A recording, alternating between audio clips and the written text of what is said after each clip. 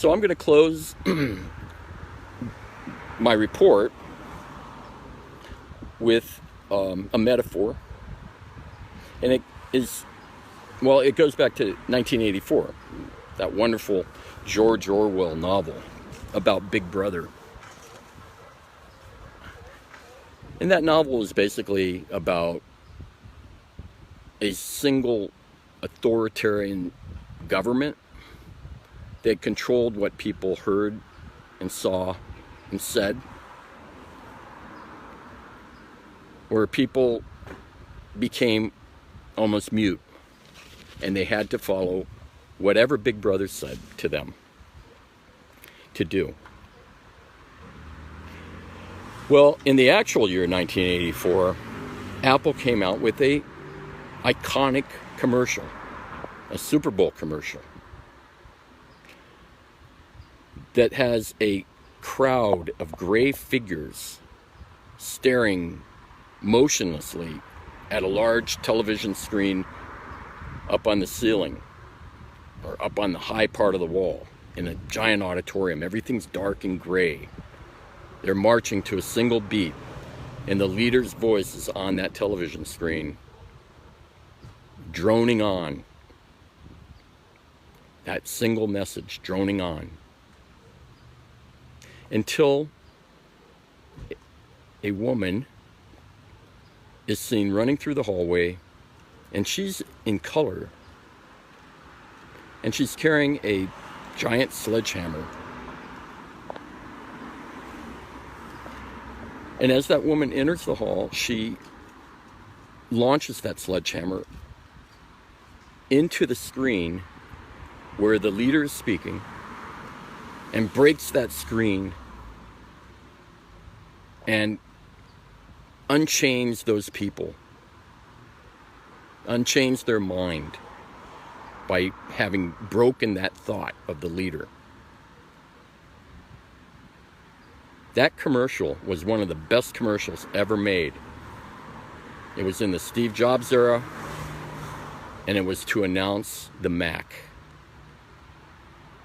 When everyone else had an IBM PC, everyone worked on the PC. It was all the same. It was ordinary. There's nothing unique about it. We all sat on it. It was a PC. It was a Windows PC. The Mac was to change things. The Mac was to break that mindset that people were in and locked onto and ordered to follow. Well, today, in 2020, that leader on the television screen is Apple and Tim Cook. They are denying speech. They are protecting an authoritarian government. They ignore human rights violations, which they're often the cause of. Their brand is tarnished. But no one's going to talk about it, except maybe me. But the company's dangerous. And it's becoming the big brother, along with the Democrats who control them and protect China, and want you to think a certain way. And if you don't, you get canceled. And that's what 1984 is all about.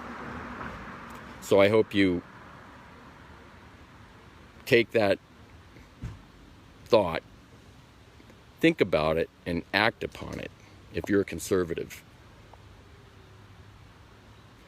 So I wanted to wrap up here with one thing. Tim Cook, when George Floyd died, he went on to his website, and under apple.com/racism, he wrote a long article, a personal letter to the employees of Apple, talking about racism and privilege and all of the woke terms, and supporting the movement of Black Lives Matter. The problem, as I said, Apple does things selectively. They believe in selective human rights, and we've seen that in China. If it helps their dichotomous business model, they'll do whatever it takes to make sure that they continue to survive and grow into their mammoth company. But I want to take you here and let you see this.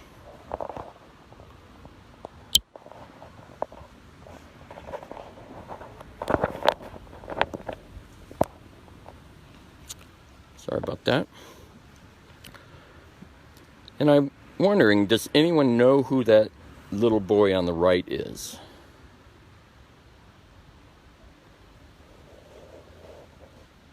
Do you, Tim Cook?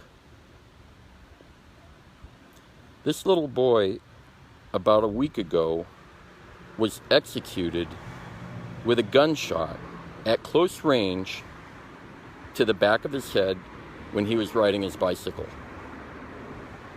He was shot by this man, who's about 26 years old. Did you see this much? Were there riots? Was there a Black Lives Matter statement about this little boy? Did Tim Cook write a letter to his employees about this little boy? His name is Cannon Hinnant.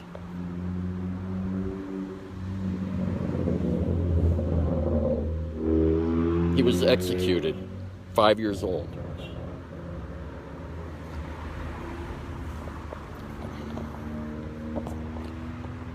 So, in showing that to you, some people might call me a racist. Certainly the progressive community would. Maybe even Tim Cook would. Because I'm showing a black man killing a white child. But why wasn't there the same outpour of anger and violence and hatred that came from the movement of Black Lives Matter when George Floyd died? What happened to this little boy? What happened to the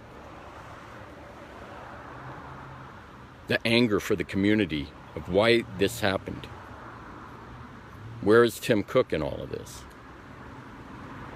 Well, that little boy doesn't fit the narrative, the progressive narrative. It doesn't fit Black Lives Matter.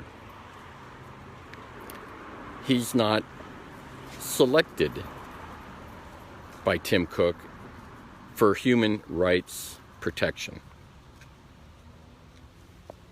So I'll read you this last passage that I wrote. And by the way, if you think I'm a racist, go ahead. But I spent 2 years with the Peace Corps as a teacher, teaching black Africans in Guinea, West Africa. I made $4 a day for 2 years. I got dysentery. I was sick a lot. And those were some of the nicest people I ever met. It's not about skin color. It's about character. It's about who you are and not the melanin in your skin.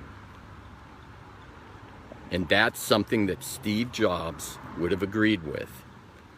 And he wanted to live in a colorblind society, and that was what the 60s liberal wanted. And that's all disappeared now. And you guys, the progressives, are on the wrong side of history, and you've set civil rights movements back for decades. So let me finish reading this, and I'll let you guys go to dinner. I know you're hungry. I close with this question to you, Mr. Cook. Why have I not seen a full page on your website speaking of the murder execution of 5-year-old Cannon Hinnant? In the same way that you support and endorse Black Lives Matter and label all white people as privileged. Why? Because you and your employees have a double standard. When you talk about human dignity, human rights, and social justice, there is no golden casket for Cannon. Is there, Mr. Cook?